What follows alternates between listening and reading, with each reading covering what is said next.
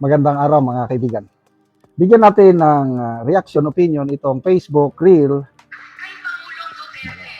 posted by Yana Leora Lib. Speech ito ni Senator Risa Hontiveros noong galit na galit pa siya sa mga Marcos. Ito yung panawagan ni Risa kay dating Pangulong Duterte na wag ilibing si Marcos Sr. sa libingan ng mga bayani. Mga baliwang mga yan.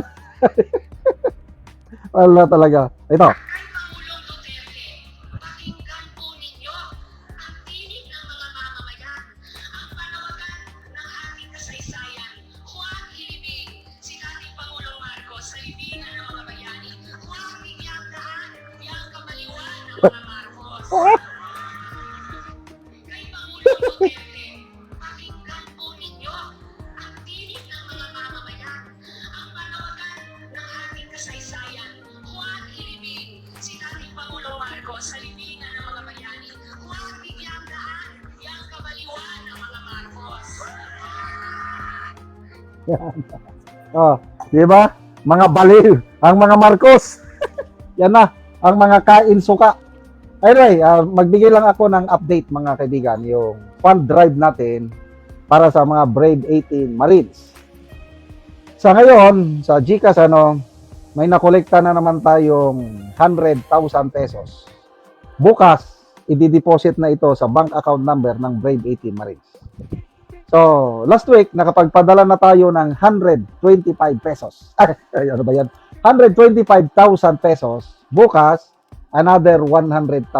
So, 225,000 na. Galing yan sa mga padala. Yung iba, nagpapadala 5 pesos. I tell you, marami. May 5, may G's, may 20, 50. Of course, may malalaki din. Hindi ko na lang babanggitin yung mga malalaki. Ang natutuwa ako, yung mga maliliit na amount. Dahil nakikita ko yung, grabe yung sakripisyo nila para makatulong sa Brave Marines. Alam ko, hirap na hirap sa buhay ang mga kababayan natin ito. Kailang, di bale, basta may maipadala. May maipakita lang na suporta sa Brave 18 Marines. Kaya, ayun po. Sa mga gusto pang magpadala, open pa ang ating GCash. 0966 265 8480. Ulitin ko, 0966 265 8480. Ang pangalan is Ivan.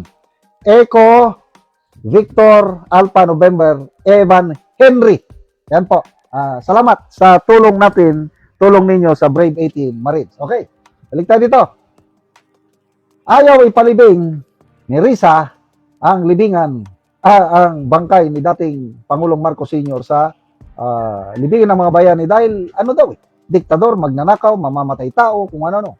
Pareha sila ni Senator Kiko Pangilinan, galit na galit noon. Sabi niya, huhukayin natin muli ang bangkay ni Marcos Sr.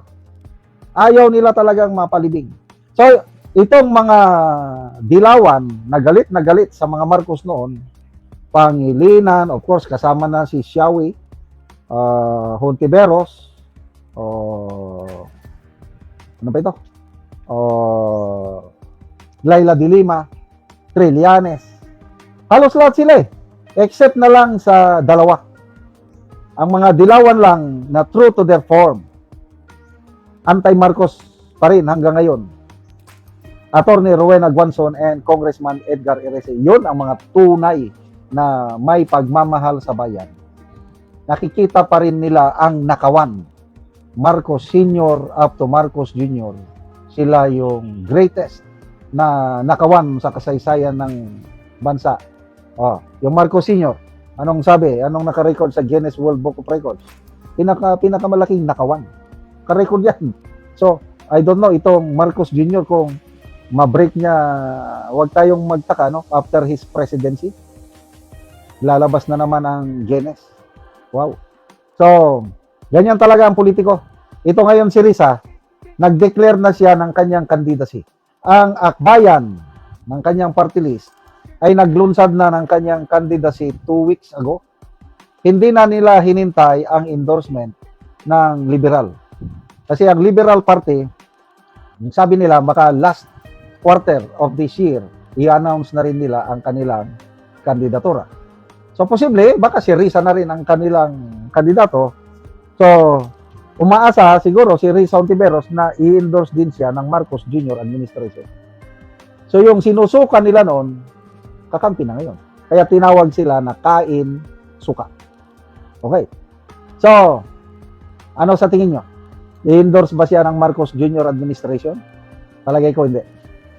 Ang Marcos Jr., alam nila na itong Risa, so yung mga dilawan, hindi rin nila mapagkatiwalaan niya.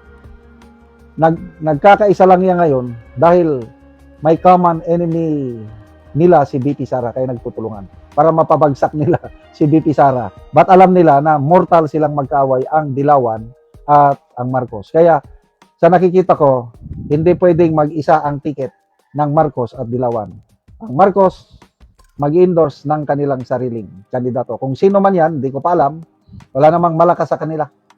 So, sana matapos na itong impeachment trial ni BP Sara na ito.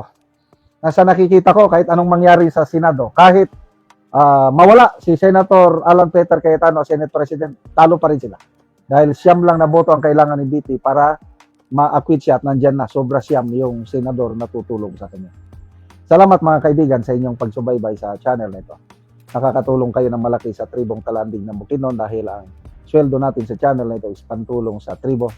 Namimigay tayo ng yero, libreng yero at pako para makapagpatayo sila ng mas maayos na tirahan. Panoorin nyo ang video na ito. Anak ko sa balay sa tabangan na Mugero, sumuna ni itsura sa iyang atop. Sumuna ni ang kadagkuon sa buslot sa iyang balay. So, ang diri dapit, gisapahan ng silupin. Maklaro manggani ang buslot. Ang gipangkuanan og mga sako.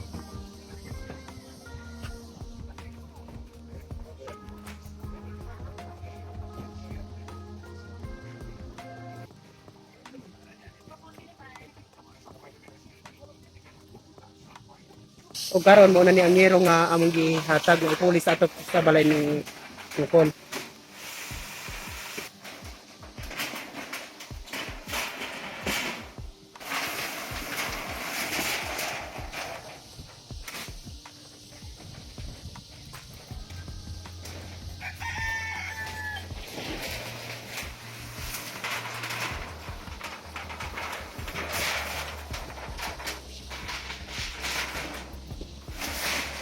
Tayda sila ni.